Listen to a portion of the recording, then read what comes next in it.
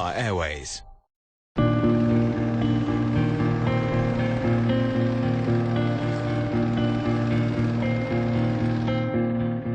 As I make my way into the heart of Southeast Asia, the signs of a summer storm are on the horizon.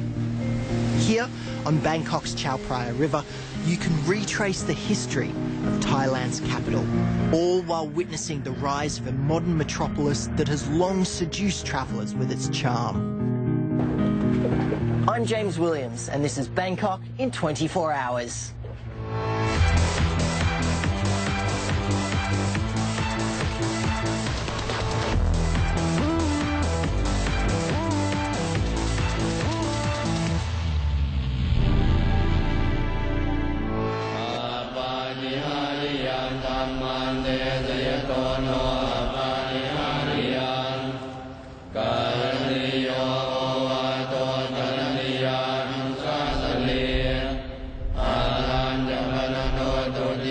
Every morning, a steady rhythm of chanting fills the main hall of Bangkok's Wat Po Temple. You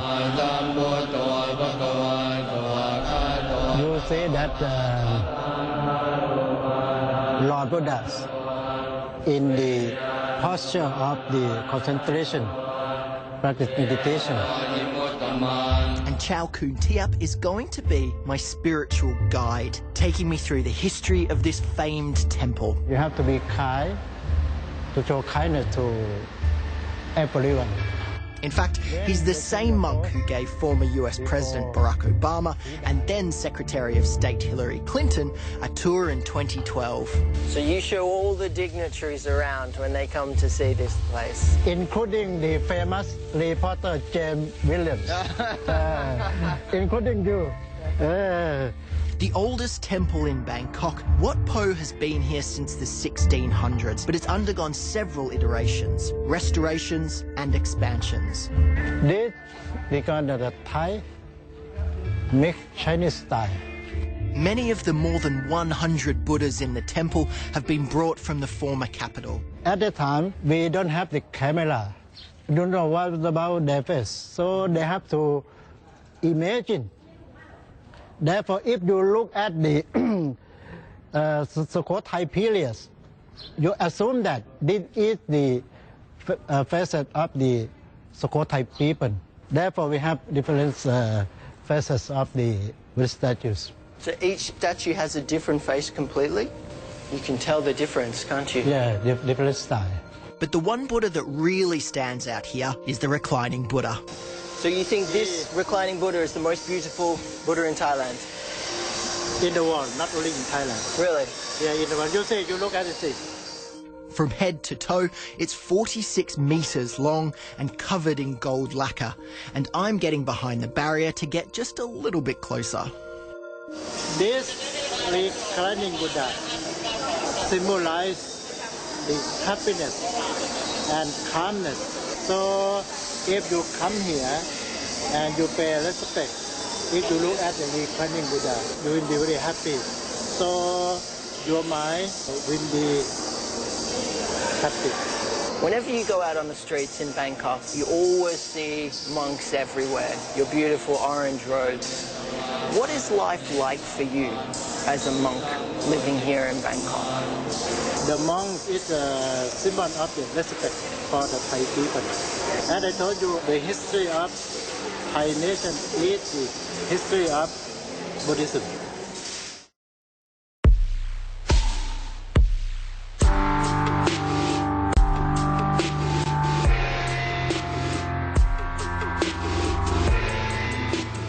In Bangkok, some devotees practice another discipline that's gained followers around the world, Muay Thai.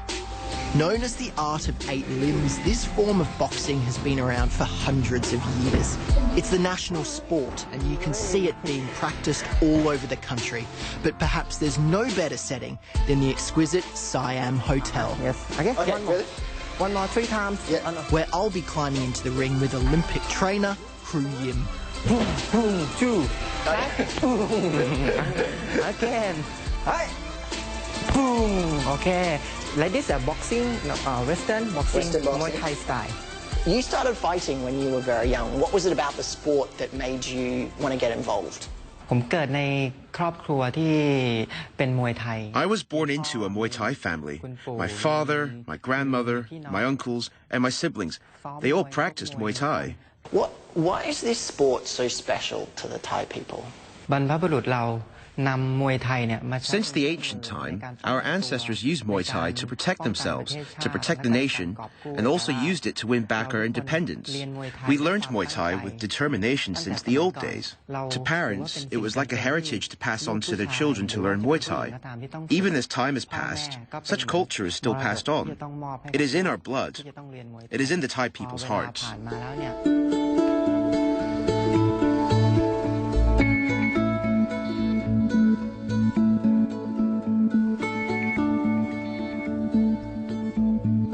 After my workout, I'm finally getting a chance to explore the Siam. It's the passion project of Thai music legend and actor Krisada Sukusol Clap. It's a guidebook to Bangkok of Siam from 1904.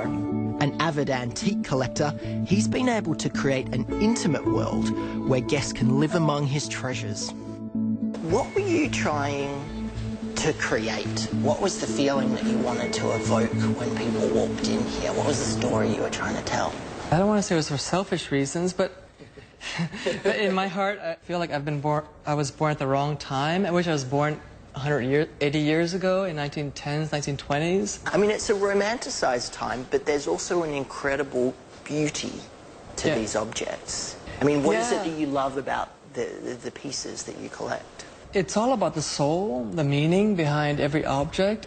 I think it's no different from when you build a hotel, or you write a song, or you make a movie. How do you give it a soul, the intangible, that feeling, where you hear it, you just feel it, and you watch a movie, you feel it. When you walk into a cinema, when you come to a hotel, I just feel it. Something's different, and that's what I try to achieve with the work that I do. You grew up in Bangkok. You've spent most of your life here. How have you seen the city change? It's changed quite a bit. Bangkok's been through its ups and downs. But there must be something about the spirit of the city, something that people love. Right. Brings people coming back. It goes back to our easygoingness, when we're very part of our Buddhism culture, we're very easygoing. You can have everything here, where people coexist and they want to be happy. Yeah. No matter what coup can come and this stuff, but people want to be happy, rich or poor. Yeah.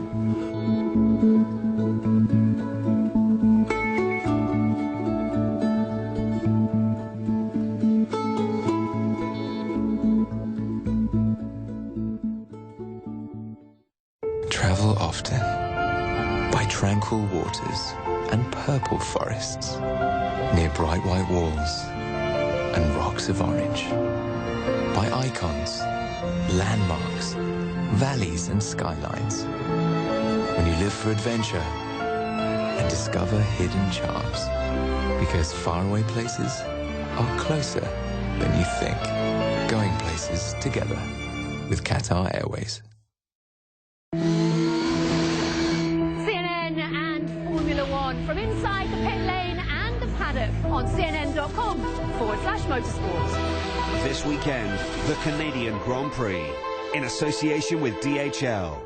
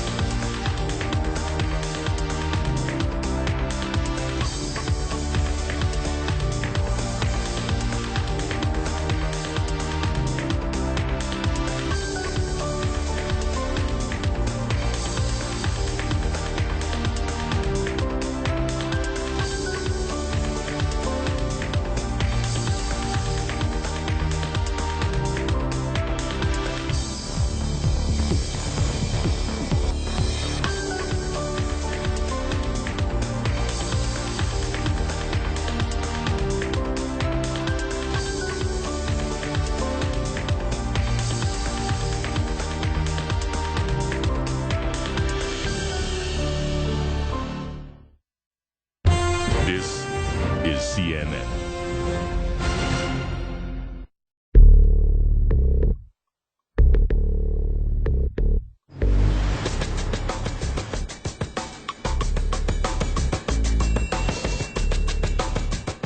With its layered history and gritty surface, Bangkok is a city full of stories that's intrigued literary minds spanning from east to west.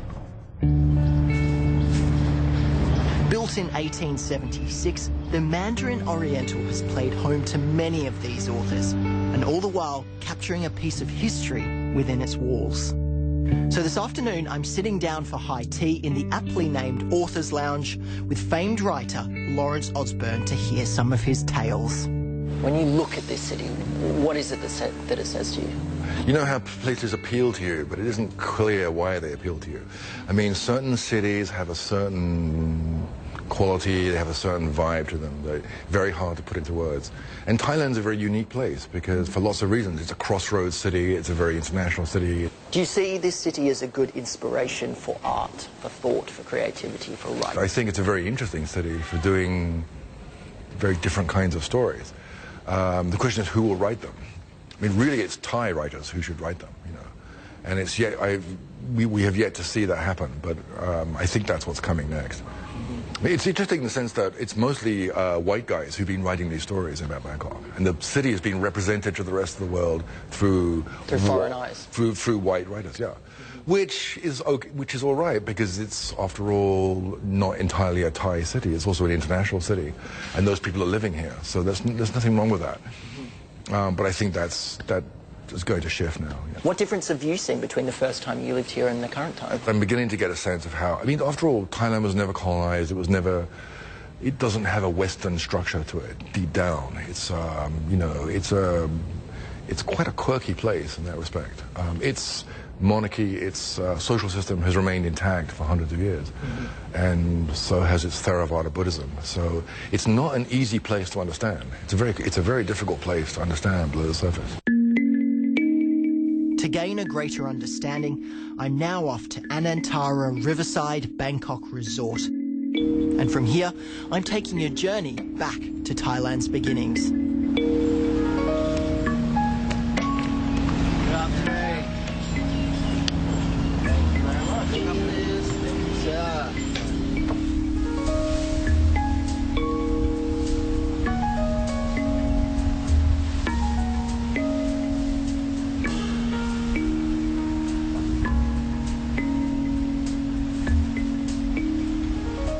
I'm very gently making my way up the river, about an hour or so outside of Bangkok, and I'm on my way to Ayutthaya, one of Thailand's UNESCO World Heritage Sites.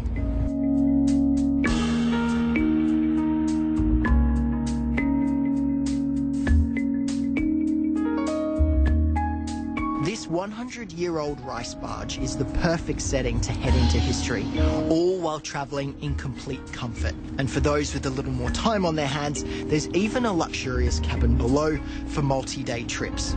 But there's only one stop on my list, and that's Thailand's former capital. Before there was Bangkok, there was Ayutthaya.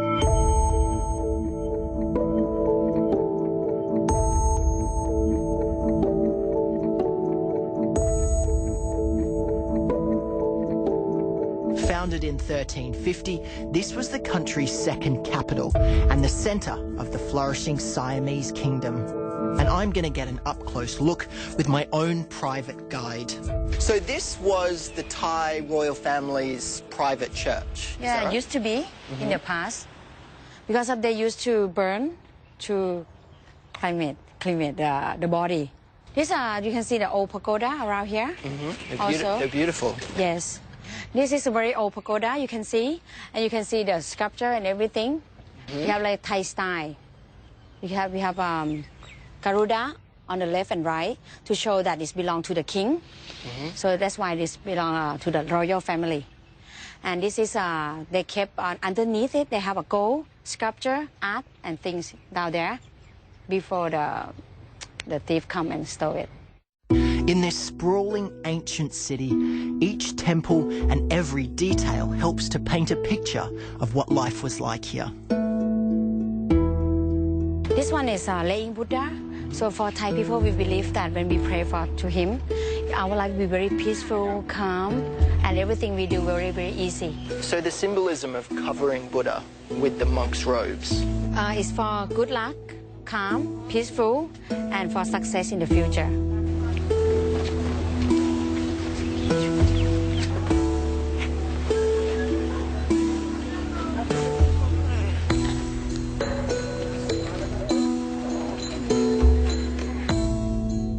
Destroyed in the 18th century by the Burmese army, the capital was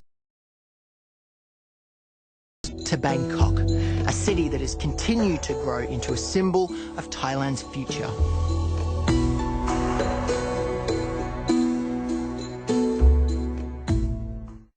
Travel often by tranquil waters and purple forests, near bright white walls and rocks of orange, by icons, landmarks, valleys and skylines. When you live for adventure and discover hidden charms, because faraway places are closer than you think. Going places together with Qatar Airways. What defines cutting-edge investments in today's global real estate market? Host John Defterios in 1 square meter gives you a rare peek behind the trendiest places, the best developments, and unique projects around the world. From San Francisco to Shanghai, 1 square meter seeks out the most interesting places and takes an inside look at international properties. 1 square meter, Tuesday in Connect the World with Becky Anderson, in association with MR. Join me, Kate Baldwin, for the latest in U.S. politics. We have smart discussions and a whole lot of fun. State of America, Tuesday through Friday on CNN.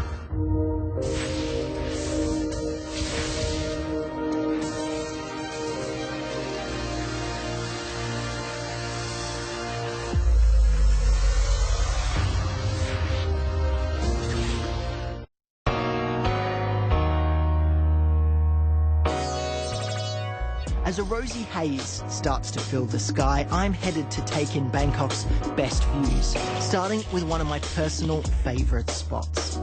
Since it opened in 2002, the Moon Bar at the Banyan Tree Bangkok has been just about the most visually impressive bar anywhere on Earth. Up here you get a 360-degree view of the Bangkok skyline, and that's a skyline that's undergoing its biggest change in decades.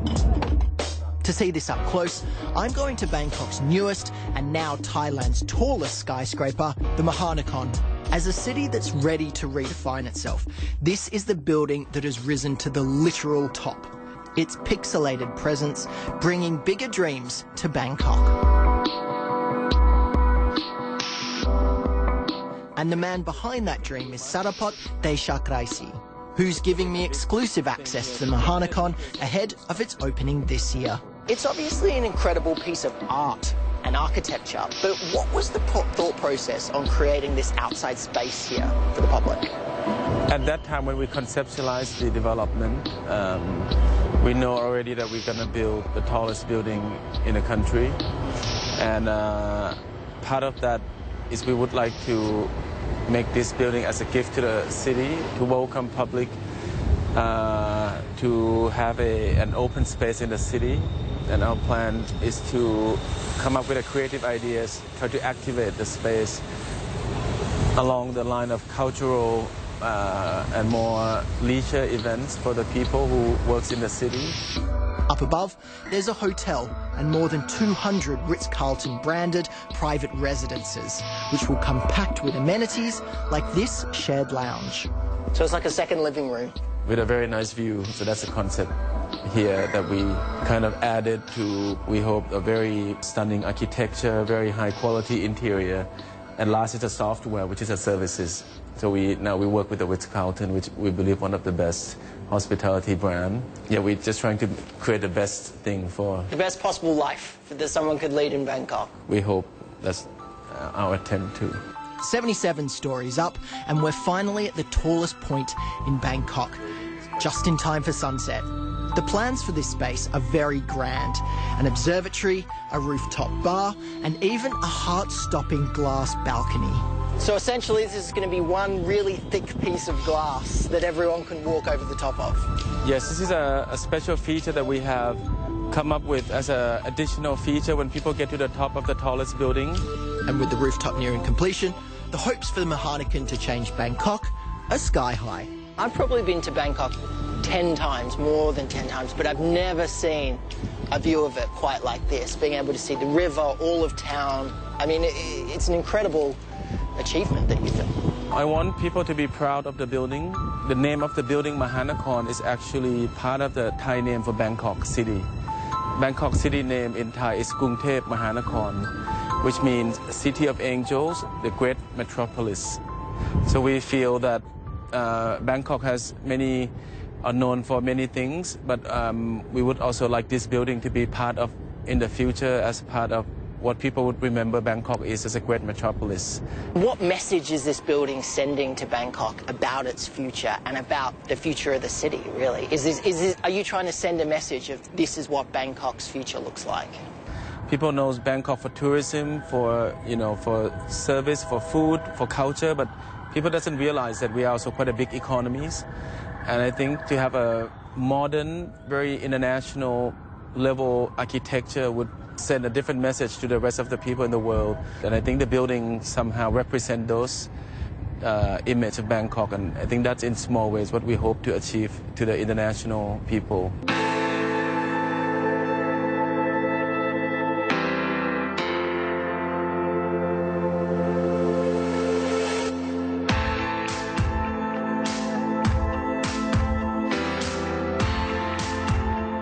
Pretty obvious that one thing that Bangkok has always been known for is its food. So I'm headed to one of the best restaurants in town, Nam. Opened first in London by Australian chef David Thompson, it became the first Thai restaurant to receive a Michelin star. Now at its Bangkok location, Thompson and his head chef Prin Polsuk are hoping to have the same success as the Michelin Guide prepares to come to this city later this year. Rooted in traditional Thai cooking, Chef Prin digs deep into the country's culinary repertoire to bring an authentic experience for his diners. I feel like I need to do this. I need to change the world to know the Thai cuisine have more and more than you know. So to take Thai cuisine back to its origins, really? What smells or flavours do you think of when you think back to your first memories of Thai cooking?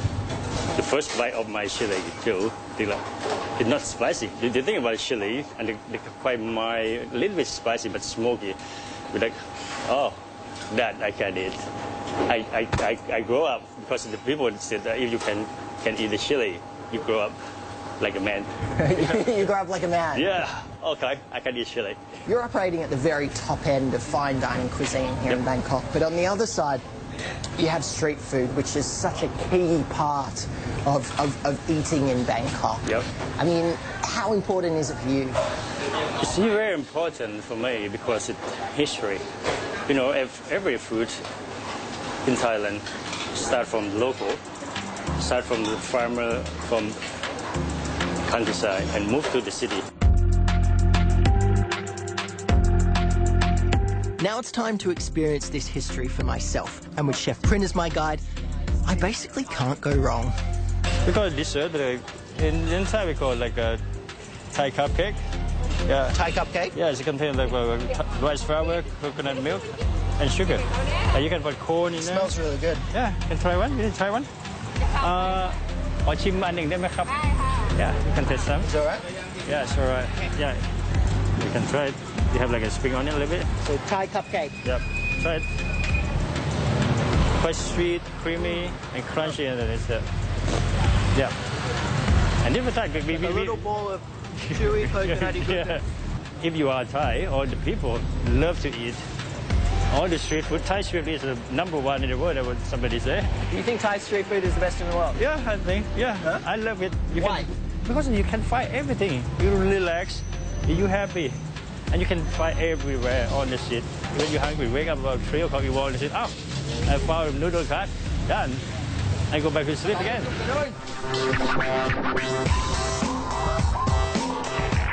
Stir-fried clam. With a chili jams. And now deep fried chicken with salt. Yep. It's got a kick to it. Spicy, yeah. Yeah, it's got a real kick to it. I'm sweating even more than I was sweating before. There we go. Okay, you got it. Clam Try the clam. Try the clam. This is where my chopstick skills start to. That's why I said I love. Well, hang on, you're using a spoon. Hang on, this isn't fair. All right, fine. If you're using a spoon, I'm using a spoon. Yeah, that's it. There's a lot of chili in this. I'm just noticing that. Taste it. You like it? It's a flavor. It's not spicy. That's really good. I think I ordered everything spicy for you except the chicken. Well, thank you.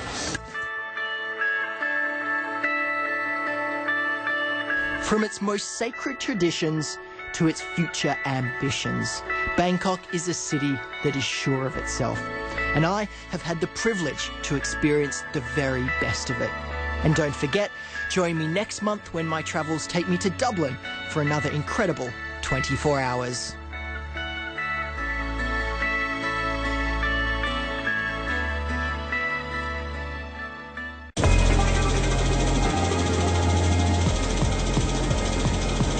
Bangkok in 24 hours, in association with Qatar Airways. Travel often, by tranquil waters and purple forests, near bright white walls and rocks of orange, by icons, landmarks, valleys and skylines. When you live for adventure and discover hidden charms, because faraway places are closer than you think. Going places together with Qatar Airways. She had a natural curiosity that motivated her move from the familiar and called her to see the world. Along the way, she began to tell stories, whether those stories were far from her roots or close at heart, whether they made her smile or tested her strength. Storytelling is what took her there and got her here. New Stream with Christy Lou Stout, weeknights on CNN.